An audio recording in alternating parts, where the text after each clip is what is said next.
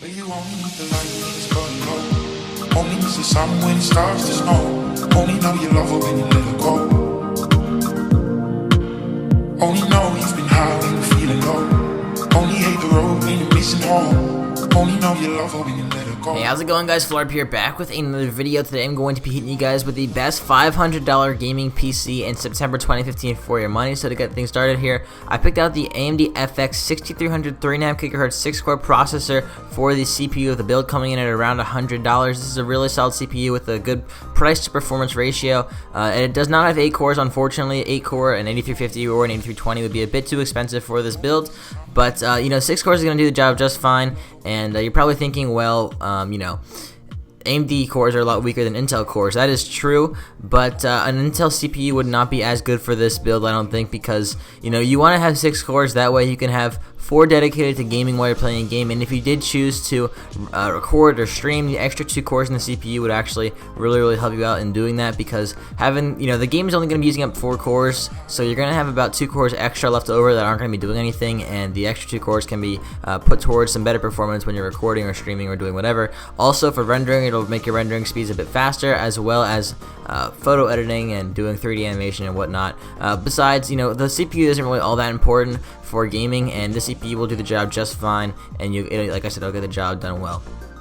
So for the motherboard, what everything is going to be connected with, the ASRock 970M Pro 3 Micro ATX AM3 Plus motherboard is what I went with. It's a pretty solid motherboard, coming in at around $65 with a $15 mail-in rebate. It has an AMD 970 chipset, 4 240-pin DIMM slots with a max memory of 64GB. It does have RAID support. It does not have onboard video, but it does support Crossfire, and it has 6 static 6GB per second ports, onboard Ethernet, and onboard USB 3 headers, which is really solid. It's a good build, has great reviews. It's a really solid motherboard. It's micro ATX, but it allows for a lower price for good performance, and like I said, for a budget build, you're not really going to need a really huge motherboard, so this will be just fine.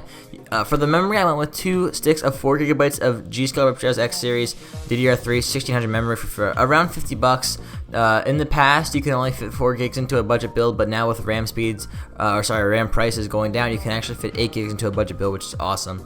So yeah, nothing special there. Next up for the storage, I actually went with a 1TB Western Digital Caviar Blue 7200 RPM internal hard drive.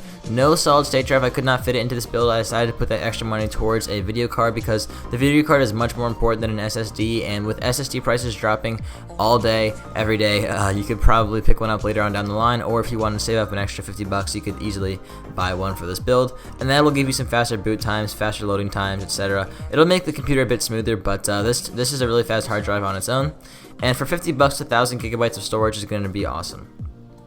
Now for the beast of the build, the most important part of the build, the thing you've been waiting for, the video card. I went with the Gigabyte Radeon R9 280 3GB WindForce video card. This is a really solid video card. It's coming in at about $178 with a $20 mail-in rebate. It's a really solid card, like I said. It has 3 fans actually, so it has tri-cooling, and it's clocked in at around 950 megahertz, but you could easily overclock that. And it has 1 HDMI port and 2 mini display ports. It's a really solid card. It's a beast card. I love it. I've used it before, and it worked really well. It gave me really solid performance in games like CSGO, Minecraft. Most of the games that I played, I definitely got really playable frame rates. Rust, all those games gave me definitely playable frame rates, and it'll be an awesome card for this build. For only $500, this is a solid PC. You're gonna be able to play just about everything. You won't be able to max out everything, that's for sure, but you can definitely play most games 1080p. Some of them, if you turn on the settings, you'll still be able to play them. So yeah, but anyway, going on with the case, what everything is going to be housed in, the Cooler Master N200 Micro ATX mid-tower case is what I went with for about $35. The power supply powering the whole thing, I went with the EVGA 500 watt certified ATX power supply. 500 watt power supply, really cheap, about $30.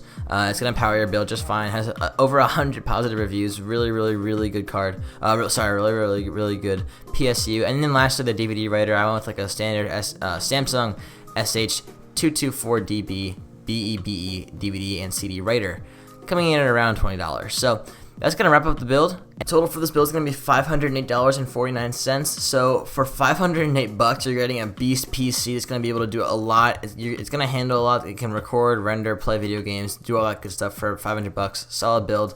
And this is actually going to perform much better than a $400 build. A lot of people I see saving up money and spending as soon as they can on a $400 PC or something like that. But if you were to save an extra $100 and make the jump to a $500 gaming PC as opposed to a $400, you'll get way more performance.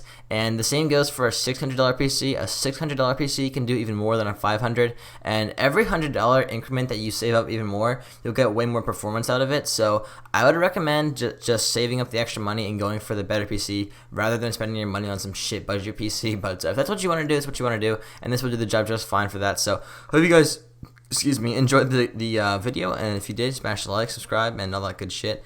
I'll see you guys next time. Peace.